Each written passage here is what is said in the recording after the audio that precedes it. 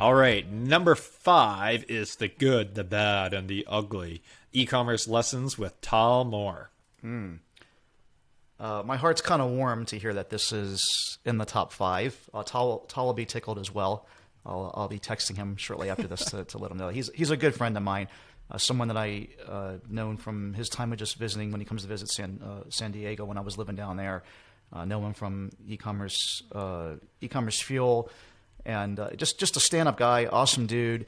And he's one of the few people that will just tell you everything. Most of this world, whether it's podcasting or whatever it is always everybody kind of pounding their chest and talking about how awesome they are and all the things that go right, kind of the Instagram life stuff. And I think that one of the things that's made us unique here at Ecom Crew is we're talking about the things that suck too, and that's kind of rare. I think that's one of the things that's made us continue to be unique.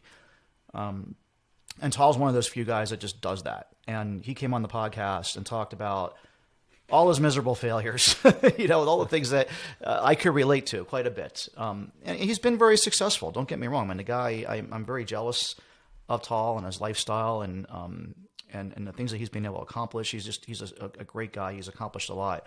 But again, he's one of the rare people that will absolutely tell you like it is, and there is tons of that in there. So I'm thrilled that it's in the top 5. I don't know what the next 4 are yet, but I wish it was number 1. If there was one that I don't know what these other 4 are going to be, but I recommend listening to this one first over everything. But I have a personal attachment to it. So yeah, and Tal, I think he was being extremely humble on that podcast. He talked about the failures he was experiencing with one of his businesses, kind of in the security space. He didn't really touch on all these other amazingly successful businesses that he had. He actually focused on one that had some struggles in the last, I guess, 2 or 3 years before he sold it. But I mean, he failed to mention on the podcast about like his massive storage locker business that he has that generates him gazillions of dollars on the side, and all these other successes. I mean, he's invested well, and so that's helped. But in terms of his security company, which it's been a while since we recorded this. I'm pretty sure we got into this on there.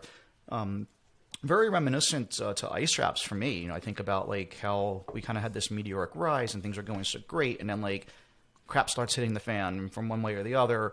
And what was once, let's say a $10 million business is now a $2 million business, and you kind of grow it back to 5. Like now, what do? Do you just take your chips and be happy you got something, or do you continue to try to grow it? And how many times do you push the no whammy button if you're young enough to remember press your luck? And it was definitely quite a bit of that in the story, which I can relate to. Yeah. And definitely Tal is one of the not even good guys in e-commerce, like best guys. Yeah. I mean, he's one of those people that you hang out with and you're like, oh God, man, I'm a terrible person compared to him. It's just like you mentioned, very candid, just always has other people in mind whenever you have a conversation with him. It's always more about you than about him. Always looking to help.